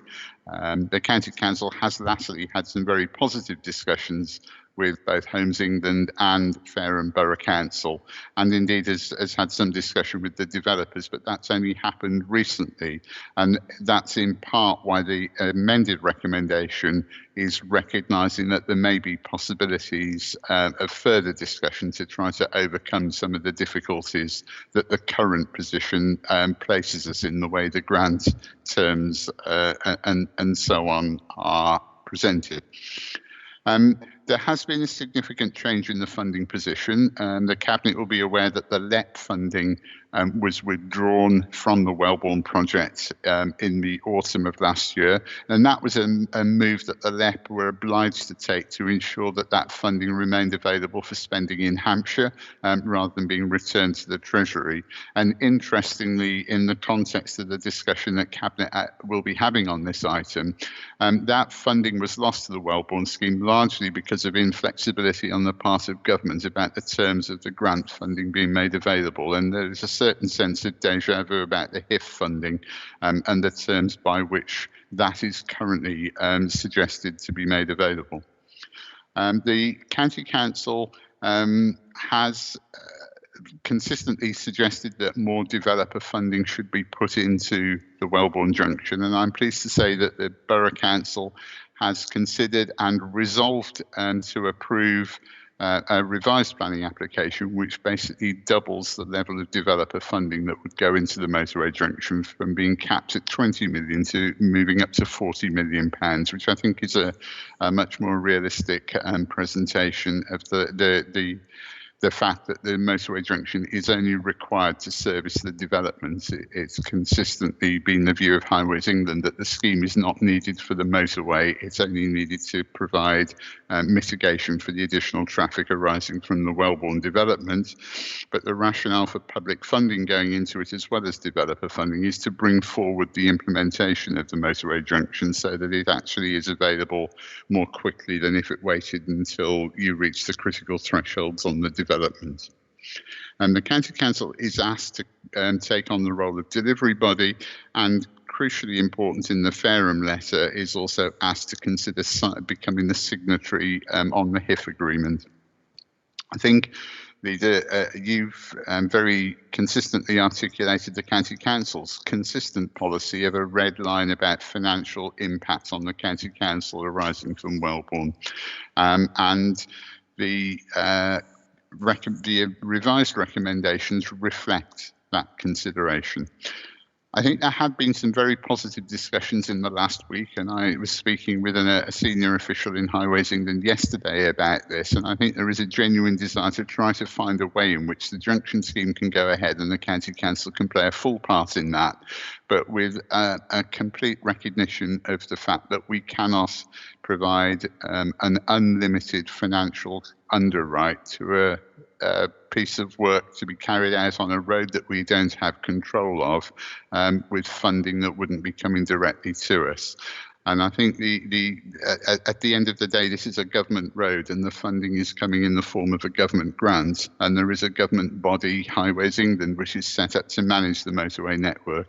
And it's absolutely crucial that, as well as the financial underwrite required to ensure the County Council doesn't accept any liabilities arising from the scheme, would be the need to secure a greater level of collaboration and commitment to the overall scheme from Highways England if the County Council were to take on the role to continue to develop or to deliver the project. My final point, Leader, if I may, is the revised recommendations reflecting the latest positive discussion with the central government colleagues, do ask Cabinet to agree that the County Council could continue with some further work on preparing the next stages of the project around the preparation of draft road orders and the preparation of procurement for early contractor involvement in the scheme. And that would be on the condition that this is fully funded by parties other than the County Council, but it would allow the momentum to be maintained on the junction scheme while these difficult and complicated discussions take place about the delivery body arrangements and financial guarantees around the HIF fund. And on that basis, that's commended to Cabinet to seek your authority to carry on with the scheme promoter role in the event that this additional funding is provided by someone other than Hampshire County Council. And that's all I was going to say, other than to commend the amended recommendations to the Cabinet. Thank you very much. Thank you very much, Stuart. As far as I'm concerned, when it comes to Highways England, when we've done work for them before, that has been underwritten by the Highways England. So I would have thought if we're expected to carry out work on this particular part of the motorway, i.e. Junction 10, there needs to be some similar underwritten, that work needs to be underwritten by Highways England to ensure that any work that they need to do on the motorway doesn't hold up what we're doing, if that comes to pass. And secondly, as you rightly point out, we weren't party to the discussions with the HIF body, and therefore it's difficult to see how we can take on an obligation without actually being part of the negotiations that provided it in the first place. So again, I think that needs to be looked at very closely. But I do agree with you. I think we do need to show, continue to need to show our commitment and support of this project by continuing the design and business case as far as we possibly can. And that is, as I understand it, carrying on until the end of March. Clearly time is short, and I do get the impression that everybody else wants to make us make our decision very quickly indeed. I have to point out that it's taken many, many months for the Section 106 agreement to even to be suggested that it's changed, and it's still not actually finalized now. So I'm very conscious of the fact, despite the pressure from many different sources, it's important that we carry out the proper due diligence of this particular project to ensure the County Council isn't the body that picks up all the risk. I've got one or two other people who want to speak. Steve Reed. Yeah, thank you, Leader. At the beginning of this debate, Councillor House was talking about it, and I think our meanings are the same, but the words were making me uncomfortable. If I paraphrase what Keith said, it was that we, Hampshire County Council, should be ready to take a risk to bring Wellbourne home. And actually, the thrust of the recommendation is that we should be ready to mitigate the risks and then contribute to it to bring Wellbourne home. And that's actually quite a different thing. I remember when the Black Dam Junction was being done in Basingstoke by the Highways Agency, it was extended and became more expensive because they found, when they started digging holes in the ground, that there was a gas main or an electricity cable that was on nobody's charts whatsoever, but they found it when they started digging, and that added considerable time and expense. So I need to know, if we find one at this junction, who is going to bear the cost of the extra work and expense for moving the gas main or the electricity cable? We've just been through COVID, and national lockdown extended lots of schemes. Who would bear the additional expense if there was another lockdown type of event that caused the scheme to be extended. We need to mitigate that risk as well. So as long as we can mitigate the risks and have an agreement with our partners as to how we're going to handle a crisis if it occurs, then jolly good. I'm all in favour of Hampshire using its expertise, but we do need to mitigate those risks, because otherwise we are spending the reserves that are there to support the whole of Hampshire on one scheme in Fareham, and that would neither be just nor fair. So I think the recommendation as it stands is quite acceptable, but we do need to be very careful how we talk about this. Thank you, Steve. Judith. Thank you, Leader. Simply because the Solent LEP has been referred to severally, I take the view that it's better to over-declare interest than under-declare interest. So for transparency, could it be noted that I am on the board of the Solent LEP? I make similar declarations at their meetings about the Hampshire County Council. Thank you. Thank you, Judith. Rob. Yeah, thank you, Leader. I think just a few points. I think Stuart Jarvis covered it all really well. But I think we need to understand, I mean, Councillor House made the point about us not running away. I haven't run away from anything, and we certainly haven't done that. We have supported this scheme from the very beginning, as you said, Leader, and have actually gone out our way to do additional work over and above, I think, what we were asked to do, even when we weren't sure about the funding. So I don't accept that comment at all. But the Chief Executive made a comment also about the risk. Now, you know, we can look at that and we can understand risk, and a certain amount of risk we can take. But in this situation, it's not just, even as Councillor Reid said, about a cable or a gas main that hasn't been mapped. We're doing work on an asset that doesn't belong to us. It is Highways England and central and governments, therefore. And you could have a situation, couldn't you, where perhaps they decide to do some additional work to the smart motorway for whatever reason, and the overrun that could cost in that could be significant. So we do need to fully understand those risks and mitigate that. It's not just the financial risk at the beginning, it is understand that we're working on somebody else's asset, and the agreement that we would have to have with Highways England, and the commitment, you know, in legal terms would have to be drawn up, that we understood that. This isn't a roundabout in the middle of Eastleigh where we are in control of the entire asset. This is a completely different situation, and it's quite proper and correct that we explore all that and have that understood and have it underwritten to the full extent before we do that work. So quite the opposite from running away. We've done everything we can to support the scheme, but it would be completely inappropriate to carry on without fully understanding those risks. But I absolutely agree with the papers that set out and the new recommendation. It leaves the door open to have those further discussions to see if we can do that and reach an agreement. Thank you, Leader. Thank you, Rob. Stuart, I think I'm right in saying that the scheme actually includes us building a tunnel underneath the motorway. Is that correct? Yes, Leader, it does. There's an underpass as part of the design of the junction. Yeah, I think that just makes the point that this isn't, as you rightly point out, Councillor Humby, a roundabout in Eastleigh. This is a particularly complicated motorway junction. It's not even a simple motorway junction.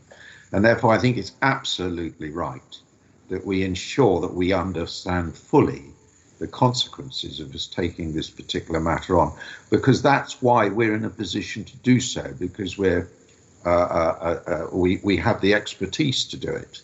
And one of the reasons we have the expertise is because we can actually measure these sorts of things ourselves and decide whether in fact we can take them on or not.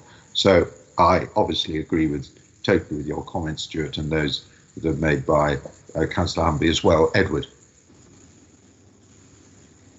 Chairman, I don't want to say too much about where the risk comes from, because I think Councillor Humby has articulated that well, as has Stuart. I will say from my experience, most of my risk in my life in construction has been under the ground, not above it. And it does fill me with dread. If ever there's a cost for underrun, it's something under the ground. Once you get above ground in construction, that's normally when cost certainty kicks in. Chairman, I do want to just comment a little bit on this idea of the county accepting risk, because of course we accept risk. We have immense levels of risk in everything we do, and we quantify and understand, and sometimes have to explain that the reason we have reserves is because we have to mitigate that risk to deal with them. You know, we self-insure our schools, for example. We accept that risk. We know that we could be in trouble if we had a number of incidents. But Chairman, I think the key thing we have to also recognise with risk is there is no such thing as the county council's risk.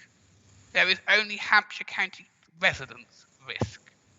And the answer is, if we take risks where we are not legally or morally obliged to, where it is the remit of somebody else, just because we are seeking to help out on a vitally important project, we are putting at risk services to our residents. And Chairman, while I fully agree with these recommendations, and I think that we should do all that we can to help, the risk for this needs to lie with government, who have the ability, through their ability to raise funding through taxation or whether, to deal with those risks far better than we have. And I don't think it's fair to ask our vulnerable children or our vulnerable adults to deal with the consequences of a risk that we were not required to take on. So, Chairman, I support the recommendation. Thank you, Edward. Judith, did you have something further to say? You've still got your hand up, great. Okay, are we all complete on this one? I think we probably are. Right, we've got the recommendations which are at the addendum, revised recommendations. This is what I'm looking at now, that the Cabinet agrees to, I don't know what happened to 1, 2, 3, 4, 5, 6 and 7. I think I've got that right, Stuart and Kevin. I just a bit confused about the first paragraph being 2. I just wonder what's happened to 1. I think 1 in the original report wasn't a recommendation either, so these are meant to replicate or replace the numbers in the original report. Thank you. That's what I thought, but I thought I'd better just check so we knew what we were proving. Are you all content that we approve these revised recommendations, which at least gives all parties the opportunity of further discussion to see if we can actually resolve some of the issues that undoubtedly this junction has thrown up? Okay, I can't see any hands up, so I take that as unanimous agreement to the revised recommendations. Thank you all very much. And moving on, I can go back to my original agenda. Serving Hampshire. And is Antonia going to take us through this particular item? The senior programme leader. Ah, yes, there you are. Antonia, over to you. Thank you, Leader. This report provides an overview of the County Council's performance during Q1 and 2 of this current financial year against the Serving Hampshire strategic plan. It also includes updates against delivery of the authority's equality objectives, as well as a determination from the Local Government and Social Care Ombudsman for Cabinet's consideration. Also highlighted is work underway at the moment to refresh the current strategic plan, which runs until this year, and to revise the performance management framework which will accompany it. And the final draft documentation of that will be provided to yourselves for consideration and approval in the summer, alongside the full-year annual performance report. Paragraph 12 in the report sets out the overall performance outcomes for the first half of this financial year, reporting that performance remained good. And Cabinet will note that sustaining this level of performance during that period has been an extraordinary feat, given the challenges and constraints caused by the COVID pandemic, as well as the additional pressures caused by the uncertainty around EU exit and the ongoing context of significant financial pressure on the authority. Paragraph 16 sets out the identified areas of high risk in terms of performance as put forward by departments and as they relate to Q1 and 2 of this year. And you'll see from the associated commentary that these risks relate to the impact of COVID on services, and detail is provided about mitigation plans or how the picture has improved significantly since that reporting period. The report also sets out the current known risks relating to the impact of leaving the European Union. However, it's also noted that the full impact of EU exit will not be felt until later on this year, and this situation will be monitored closely by services. Paragraph 18 provides the usual summary of key performance highlights for the County Council, and further detail on external performance validation can be found at Appendix 1, as well as further details on performance highlights in Appendix 2.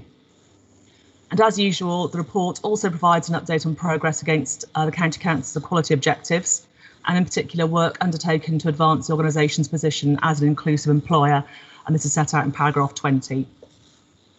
So to conclude the performance element of this report, Cabinet are asked to note the County Council's performance in Q1 and 2 of this year, and the significance of maintaining a good level of performance in light of extraordinary events which have impacted and continue to impact us all.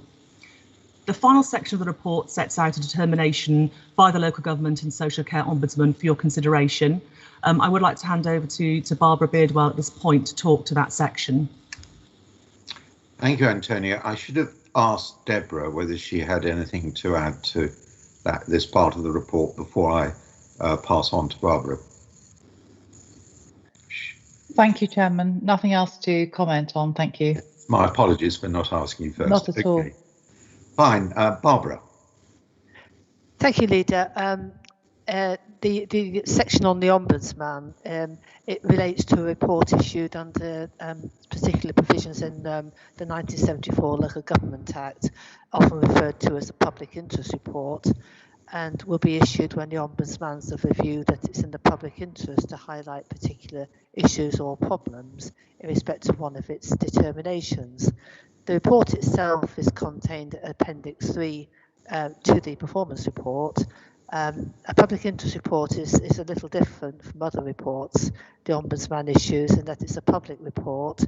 For the County Council, it's exceedingly rare, and in the course of my time as monitoring officer, it's the only time I'm aware that the County Council has received one. We're not quite sure why the Ombudsman has chosen to issue a public interest report, but we obviously recognise the points the Ombudsman is made, and lessons will be learned from the report. As the complaint refers to an executive matter, Cabinet's the appropriate consideration for consideration of the report. There's a number of recommendations in the report attached to Appendix A, including financial redress and a number of service improvements. I can report to Cabinet that these have all been completed within the timescale requested by the Ombudsman, who has confirmed that he is happy with the actions the County Council has taken. I'm happy to take any questions, Leader. Thank you, Barbara. Any questions to Antonia or Barbara?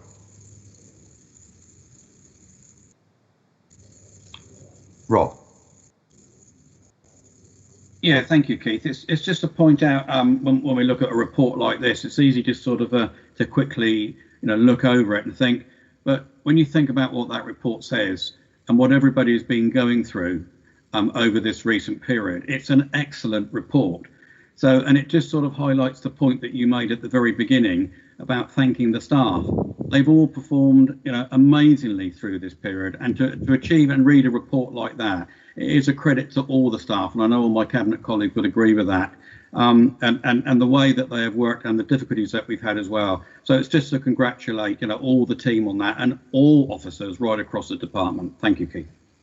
Thank you, Rob. You're absolutely right. To have a report like this when clearly an awful lot of time is being spent, quite rightly, on COVID-19 is really very encouraging. Steve. Microphone. I wish I had £1 for every time I've done that. This is a report which has evolved over the years, and it will continue to evolve. In the past, we had a system of self-assessment, and that quite rightly we started to think, well, is that the right thing to do, because people get used to how the system works. And what we have now is a system which is relying on a lot of external factors, and quite rightly so, because those are good measures. The Policy and Resources Select Committee considered this report, and they homed in during their debate on risk identification, assessment and management, And I think that was a perfectly valid comment. So we'll have a look at whether we want to bring the report forward with a greater section on that. But I think the point that has been made, no matter what format the report takes, the fact that we are consistently getting such positive feedback on our performance is a credit to our staff, and we should take the opportunity to congratulate them, thank them, and say keep up the good work. Thank you, Steve. Anyone? Anything else? Are you happy with the recommendations, which are at Para 2, A, B and C? I see no hands, and those recommendations are approved. Final item, constitutional matters. Barbara, I think it's over to you again for this last item. Yes, thank you, Leader. Leader, the report briefly contains a number of things. Firstly, it reports the change in executive member responsibilities following the resignation of Councillor Woodward from Cabinet. It asks Cabinet to recommend to full Council a reallocation of responsibility for scrutiny of regulatory services from the P&R Select Committee to Culture and Community Select Committee, and also an avoidance of doubt provision, inclusion in contract standing order, specific provision regarding the 10% rule. Finally, the last thing in this report, it asks Cabinet to recommend to full Council continuation of the present position with regard to executive member remote decision days and deputations, together with an extension of the ongoing provision in the Constitution for deputations at remote meetings generally, should government extend the present regulations so as to avoid a vacuum on expiry of the present provision in 7th of May 2021, recognising that otherwise the next opportunity to consider the Constitution would be at the AGM, which would be after expiry of the present provision earlier in May this year. It should be noted that so far as remote executive member decision days go, this is something which is within the gift of the County Council generally, as these do not constitute formal meetings. Should the regulations not be extended, the report suggests that the Chief Executive be authorised to approve arrangements for remote executive member decision days in line with the existing regulations, and this provision will be reviewed as part of the review that Cabinet asked for in May last year that the Chief Executive undertake into the County Council's governance arrangements. And that's all I'd like to say on that report. Leader, I'm happy to take questions. Thank you, Barbara. Any questions for Barbara? Are you all happy with the recommendations at 5, 6, 7 and 8? I see no dissent. Those recommendations are approved. And thank you all very much. It's been a long session, but an important session. And I apologise for not always getting the opposition speakers to come forward when they should have done. That was my fault for not keeping up with my notes. Thank you all very much.